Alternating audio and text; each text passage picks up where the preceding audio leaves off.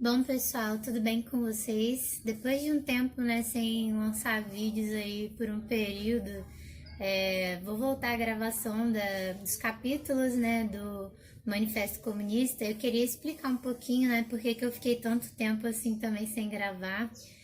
Primeiro que bateu uma certa sabe aquele período quando você perde um pouco a motivação, né? Eu acho que muitas pessoas devem estar passando por isso agora na quarentena, então passei por esse processo. Só que além disso, né, eu tive um probleminha com o assunto em si, porque nesse terceiro capítulo, o Marx e o Engels, né, eles começam a abordar algumas vertentes do socialismo, né? Vertentes que não são o socialismo científico, como eu estava explicando nos outros vídeos, que foi a teoria formulada por eles, né? A nossa forma de luta aí, que seria mais consequente com os nossos objetivos. Então, ele faz uma crítica, né, a várias formas, vários pensamentos que eram ditos socialistas, e eu não estava me sentindo muito preparada, assim, né, para falar sobre isso. Assim, hoje eu não estou muito melhor do que há 4 semanas atrás, que foi o tempo que eu procurei dar uma lida, né, dar uma refletida e tentei conversar também, né, com algumas pessoas sobre isso, mas aí, enfim, espero que seja suficiente, né, pelo menos para introduzir o assunto de um jeito interessante, e que vocês consigam absorver, né, alguma coisa de útil, assim. Então, esse capítulo, ele é dividido em três partes, né? E a primeira, ele fala sobre o socialismo reacionário. Dentro desse socialismo reacionário, ele vai falar de três tipos de socialismo reacionário. Então, eu não vou abordar toda a crítica, né, à literatura socialista que o Marx faz hoje, porque senão o vídeo vai ficar muito grande. Então, eu vou começar nesse primeiro tópico, que é o socialismo reacionário, e eu vou explicar brevemente, né, por que eu acho que esse é um assunto tão importante e como a gente pode relacionar ele com problemas, né, com situações que a gente precisa lidar hoje em dia. Então, o que acontece, né? Dando essa pesquisada, como eu estava comentando agora, é, eu entendi, né, que na época que Marx escreveu o Manifesto Comunista, havia alguns pensamentos, né, que hoje inclusive já foram superados, tipo o próximo, que é o primeiro socialismo reacionário, o socialismo feudal, por exemplo, que a gente vai ouvir falar, e eu até pesquisei sobre isso, e uma busca rápida no Google, você só encontra referência ao próprio Manifesto Comunista, ou seja, bom, mas acho que está superado mesmo, né? A gente nem discute mais tanto esse socialismo reacionário que seria o socialismo feudal. Mas por que que era importante, né?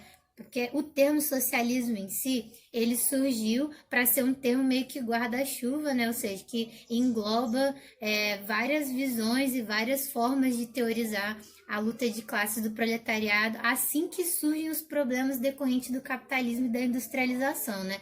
Então, esses trabalhadores, eles começam a se defrontar no seu cotidiano com efeitos negativos, com os impactos, né, da mudança do feudalismo para o capitalismo, e a partir daí as pautas, elas começam a serem pontuadas, né? E aí, um setor da antiga sociedade em decadência, né, um setor da aristocracia, ele se transveste, ele se disfarça, né, através dessa literatura, que vai ser a primeira que eu vou ler, da literatura do socialismo feudal, ele se transveste de literatura revolucionária para a classe proletária. Só que a gente vai entender aqui por que que Marx está criticando, e aí a gente pode fazer um paralelo com as teorias socialistas de hoje também, que apesar de parecer estarem lutando, né, e estarem bem embasados também com a realidade, para que a gente supere esse sistema, essa forma, né, de organização social que a gente vive hoje, que a gente acabe com as diferenças de classe, etc., apesar de parecer que vai fazer isso ou que está trabalhando, né, para chegar nesse resultado, quando a gente analisa profundamente quem são essas pessoas, o que elas defendem, qual é o efeito prático do que elas falam, né, porque não é só o que aparenta o discurso, é o efeito prático desse discurso. A gente vai entender a necessidade de pontuar exatamente qual o socialismo, qual é a teoria revolucionária que vai de fato fazer com que a gente mude, né, o estado atual de coisas e enfim, então eu vou começar a leitura. Espero que tenha dado para entender um pouco. Acho que eu dei uma viajada, né, explicando o contexto aí do capítulo, mas eu vou tentar abordar isso mais nos próximos para o vídeo não ficar tão longo, né? Então, vou iniciar a leitura aqui. Terceiro capítulo, né? Literatura socialista e comunista. Primeiro ponto, socialismo reacionário. Letra A, o socialismo feudal.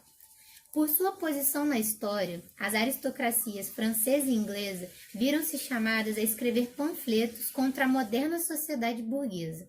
Na Revolução Francesa de julho de 1830 e no movimento inglês pela Reforma, a aristocracia sucumbiu novamente diante da odiada burguesia em ascensão.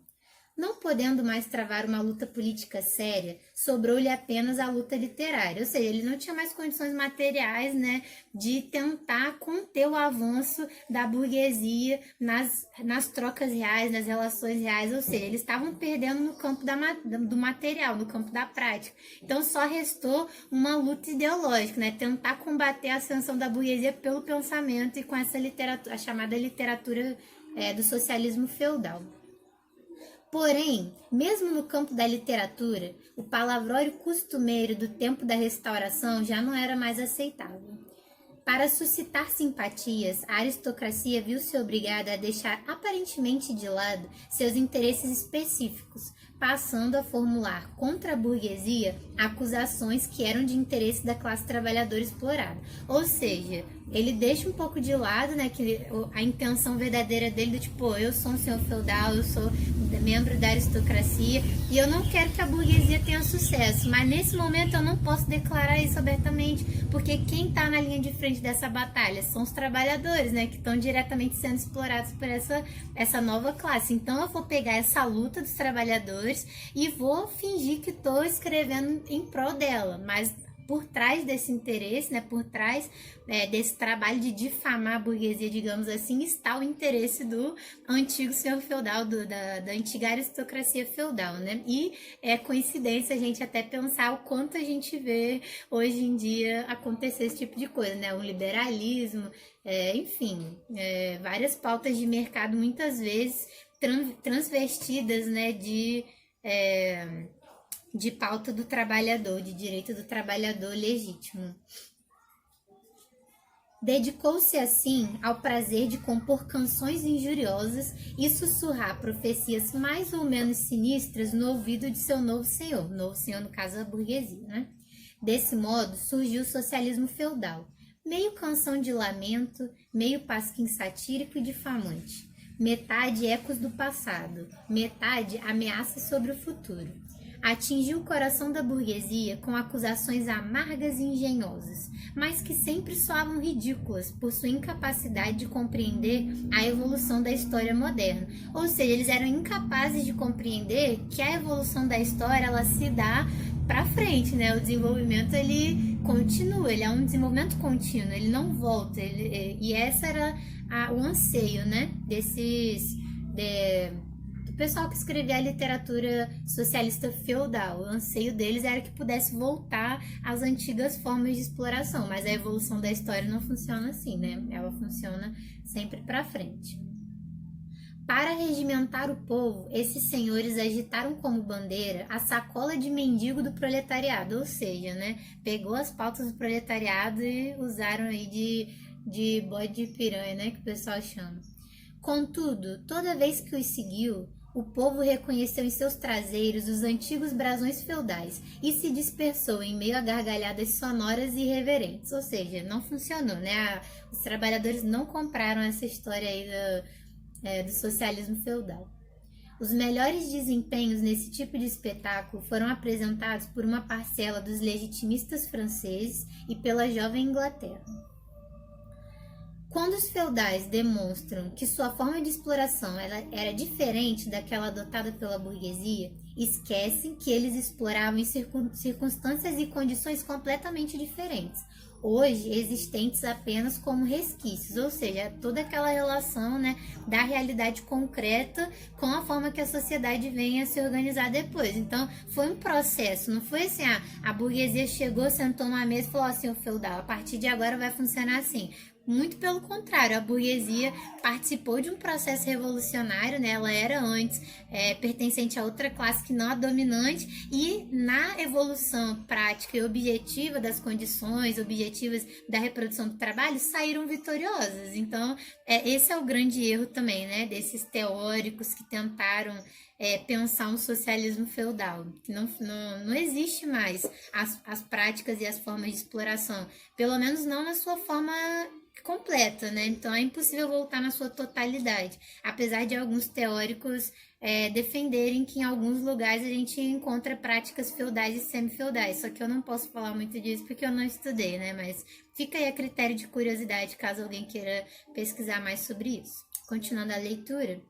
Quando ressaltam que durante seu domínio não existiu o proletariado moderno, esquecem que a moderna burguesia foi um fruto necessário de sua ordem social. Ou seja, quando ele critica, né, o surgimento do proletariado moderno, ele esquece que a classe que criou o proletário moderno, que foi a burguesia, é filha da sua própria classe, da sua própria organização feudal anterior, né? Então, como a gente viu nos outros capítulos, a ordem burguesa, a sociedade dividida em classes burguesa, ela nasceu da deteriorização da ordem feudal. Então, se a burguesia criou o proletariado a partir de suas práticas, né, é um efeito colateral da própria ordem feudal, né? E isso eles não entendiam, ou seja, uma falta total de análise material da história, né? Mas enfim.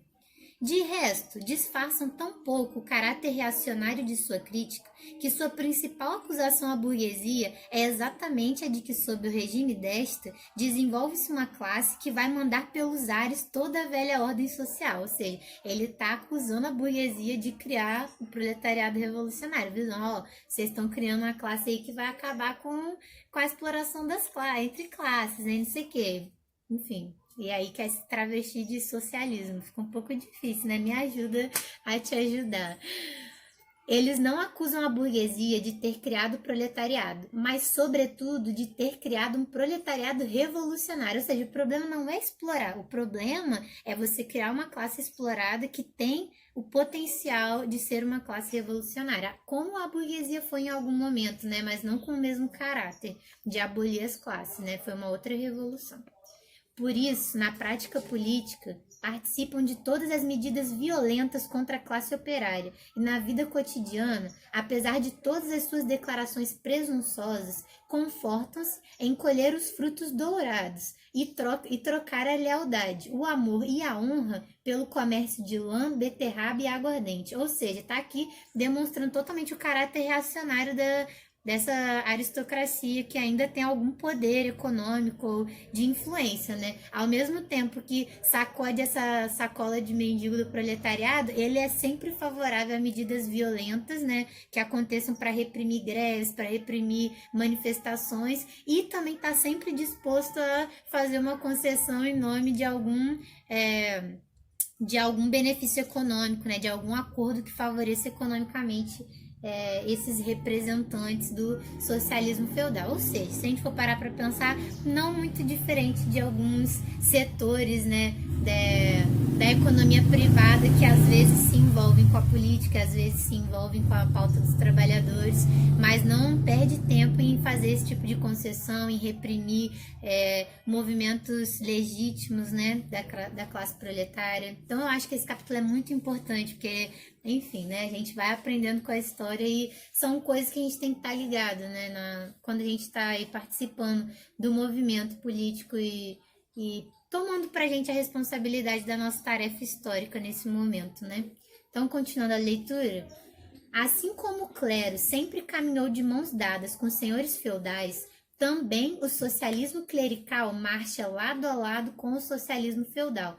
Nada mais fácil que dar ao ascetismo cristão um verniz de socialismo, ou seja, aquela velha história, né, de ame ao próximo como a ti mesmo, divida suas riquezas, venda tudo, o rico não vai para o céu, e outras bravatas, né, enfim, que é hipocritamente passado, né, para as pessoas, porque assim, eu não tenho nada contra nem a favor do cristianismo, mas a gente sabe que há práticas muito problemáticas, né, na sociedade. E aí naquela época também tinha práticas problemáticas e isso se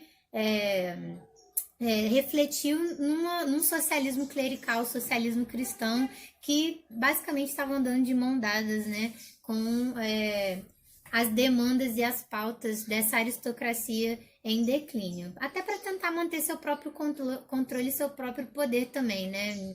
Quando há essa transição, a religião ela tenta transitar, né? E, bom, enfim, também não vou me fazer muitos comentários sobre isso, mas vou continuar aqui a leitura.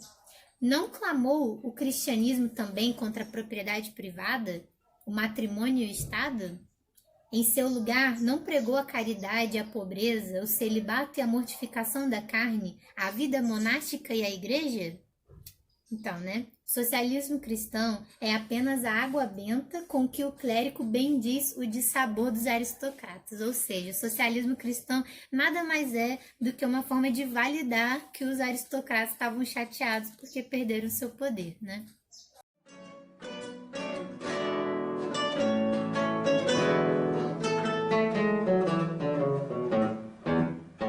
Agora o Marx vai chapuletar o socialismo pequeno burguês.